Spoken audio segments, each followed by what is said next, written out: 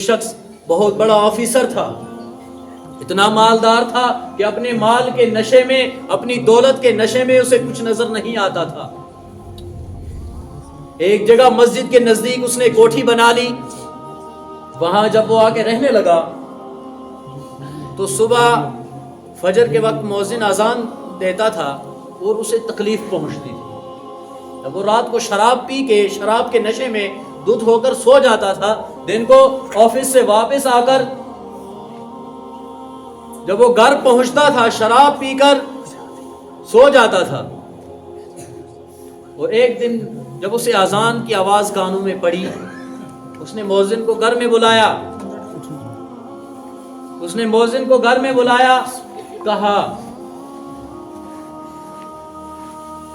کہا دیکھو بات اس طرح سے ہے، تم جب صبح فجر کی اذان دیتے ہو مجھے تکلیف ہوتی ہے، میری بات سمجھ نہیں آ رہی ہے، میں بات ادھر کر رہا ہوں، وہاں جو کام جو کر رہا ہے اس کو کرنے دیا کریں، دوسرے کے کام میں مت دیکھیں اس کو، وہ کیا کر رہا ہے یا کیا نہیں کر رہا ہے۔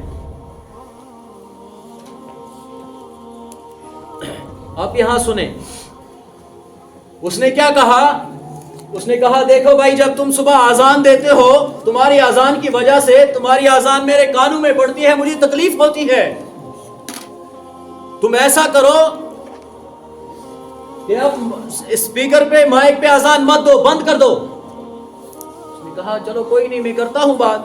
جب وہ آیا مسجد کمیٹی کے پاس، لوگوں کے پاس اس نے یہ بات رکھی، امام صاحب کے پاس بھی، لوگوں کے پاس بھی، لوگوں نے کہا دیکھ یہ کیسا شخص ہے، کہاں سے آ گیا۔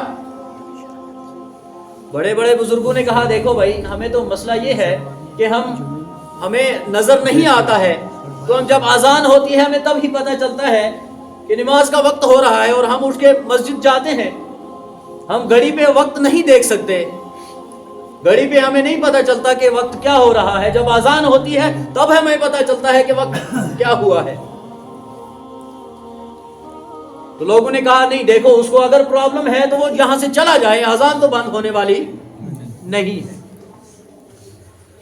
اب دوسرے دن پھر مؤذن نے اذان پڑھی، اس نے اذان سنی، غصہ آیا، گھر سے نکلا، شراب پی ہوئی ہے، گھر سے نکلا آیا، اب مؤذن نے اذان دی، اس کو کہا میں نے تجھے بولا تھا اذان بند کر دے، تو کیوں نہیں میری بات سن رہا ہے؟ اس نے کہا بھائی ماجرا یہ ہے، اور وہاں سے اٹھا اور مؤذن کو 2 تھپڑ لگا دیے۔ اللہ کی ذات، میرے محترم بزرگ دوستو، اس کی رسی جب وہ ڈھیلی چھوڑ دیتا ہے پھر انسان کھلم کھلا گھومتا ہے، جب وہ اپنی رسی کھینچتا ہے، جب وہ اپنی رسی اپنی پکڑ میں پکڑتا ہے، پھر انسان کو کچھ پتا نہیں رہتا کہ کہاں اس کی دولت ہے، کہاں اس کے ماں باپ، بہن بھائی بچے، کہاں اس کی بنگلہ کوٹھیاں گاڑیاں کہاں ہیں، پھر پتا نہیں چلتا۔ اتنا ہی کرنا تھا، کچھ دن ہوئے، ایک سائیڈ فالج نے آ گھیرا، ایک سائیڈ بیٹھ گئی، بازو دونوں سن ہو گئی، یوں ایسے بازو مڑ گئی، نہ کچھ کھا سکتا ہے نہ پی سکتا ہے۔ اب اس نے کہا میں تو بیمار ہو گیا، جس آفس میں کام کرتا تھا وہاں سے بھی چھٹی ہو گئی۔ حضرت مولانا پیر ذوالفقار نقشبندی رحمت، حضرت مولانا ذوالفقار احمد نقشبندی صاحب دامت برکاتہم عالیہ نے ایک کتاب لکھی ہے، عمل سے زندگی بنتی ہے، اس کتاب میں یہ واقعہ موجود ہے۔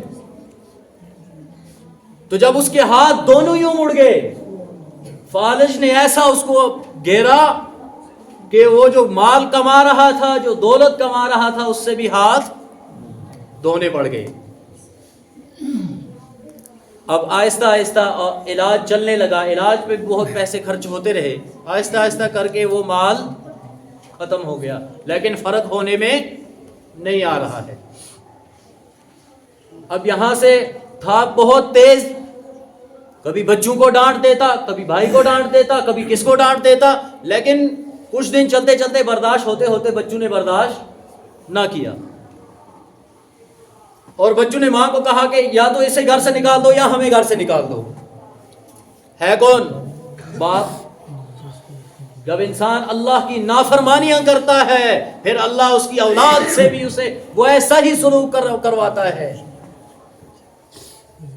اب ماں کو بچے کہہ رہے ہیں یا تو اسے یہاں سے نکال دے یا ہمیں نکال دے گھر سے، یہ جیسے کوئی تھانے دار بنا بیٹھا ہے, اب بیمار ہے, ہم کیا کر سکتے ہیں؟ ہم نے تو اسے بیمار نہیں کیا. کبھی گالی گلوچ کرتا ہے, کبھی بری بری باتیں کرتا ہے, ہمیں برداشت نہیں ہوتا. اب بیوی نے کہا چلو کوئی بات نہیں, آپ کا باپ ہے. تھوڑے دن خدمت کی, جب وہ مال و اسباب بھی ختم ہو گیا, پھر بیوی پہ چلانا شروع کر دیا اس نے. بیوی کو کبھی گالی گلوچ کر دے, کبھی الٹا سیدھا بول دے, کبھی کچھ بول دے.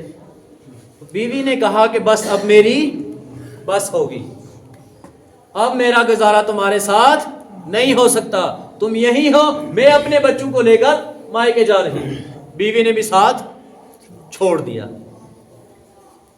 بیوی نے بھی ساتھ چھوڑ دیا. اب اس نے کہا نہ بچے ہیں, نہ بیوی ہے, نہ مال دولت, کچھ بھی نہیں ہے, اب کیا کروں, کہاں جاؤں؟ پھر اس نے اپنے ایک بھائی کو بلایا, کہا دیکھ مجھے بیوی بچوں نے بھی چھوڑ دیا ہے, اب اگر تو میری خدمت کرے, میں بیمار ہوں. اس نے کہا کوئی بات نہیں, چلو میں اپنے گھر لے چلتا ہوں. جب وہ اپنے گھر لے کے گیا, اور اس شخص کا مزاج کیسا ہے, اتنا تیز ہے, اگر کوئی بات کرتا ہے تو اس کو گالی گلوچ الٹا سیدھا بولتا ہے. جب وہاں گیا کچھ دن آرام سے رہا, پھر اس کا وہی کام چالو, گالیاں دینا, الٹا سیدھا بولنا, بھائی کو بولنا تو بیوی کا غلام بن گیا ہے, ان کے بچوں کو بولنا. تو اب بھائی نے کہا دیکھو مسئلہ اس طرح سے ہے, یہ چیزیں اچھی نہیں ہیں, یہ چیزیں مت کرو, آپ بیمار ہو, آپ کی میں خدمت کر رہا ہوں تو خدمت کرنے دو, یہ مت کہو, یہ الٹا سیدھی باتیں مت کرو. اب اس کے بچوں کو لگا برا, جوان تھے, رات کو سو رہا تھا, انہوں نے اٹھایا, بستر سے اٹھایا, چارپائی سے اٹھا کر لا کے روڈ میں رکھ دیا. اتنا بڑا مالدار ہے جس کی کوٹھیاں بنگلے گاڑیاں ہیں, آج کچھ بھی نہیں ہے, وہاں رکھا, اتنے میں فالج اتنا پھیل گیا کہ یہ جو پاؤں تھے یہ بھی سینے کے ساتھ آ لگے, یہ پاؤں بھی سینے کے ساتھ آ لگے. اب کھانے کے لیے بھی کچھ نہیں ہے, صبح کے 9 بجتے ہیں, دھوپ نکلتی ہے, یہ گرم ہوتی ہے زمین, اوپر سے سورج بھی اتنا نکلتا ہے, دھوپ اتنی نکلتی ہے, بھوک بھی ہے, پیاس بھی ہے, لیکن کھانے کے لیے کچھ ہے نہیں. اب اس نے کیا کہا, لوگوں سے اللہ کے نام پہ مانگنا شروع کر دیا. جس اللہ کے نام کو ٹھکرایا تھا اسی اللہ کے نام سے مانگنا شروع کر دیا. ایک نوجوان گزرا, اس نے 5 روپے نکال کے دیے, اس نے کہا میں ان کا کیا کروں, مجھے کھانا لا کے دو, پانی لا کے دو. اس نے کہیں سے روٹیاں یا کھانا لا کے دیا, تو اب کھا تو سکتا نہیں ہے, نہ ہاتھ کام کر رہے ہیں, نہ ٹانگیں کام کر رہی ہیں, نہ پاؤں کام کر رہے ہیں.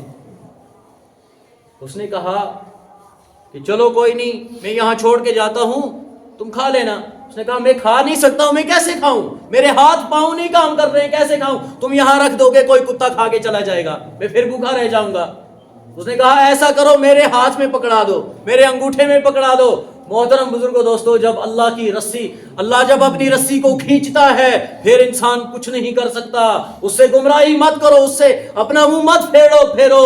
اللہ حفاظت فرمائے, اللہ حفاظت فرمائے. اور جب اس نے وہ روٹی اس کو دی, اس پاؤں کے انگوٹھے میں پکڑا کر, اور یہاں سے وہ ایک ہاتھ ایسے, ایک اس انگوٹھے سے اور پاؤں کے انگوٹھے سے پکڑ کر کھا رہا ہے جیسے کتا کھاتا ہے.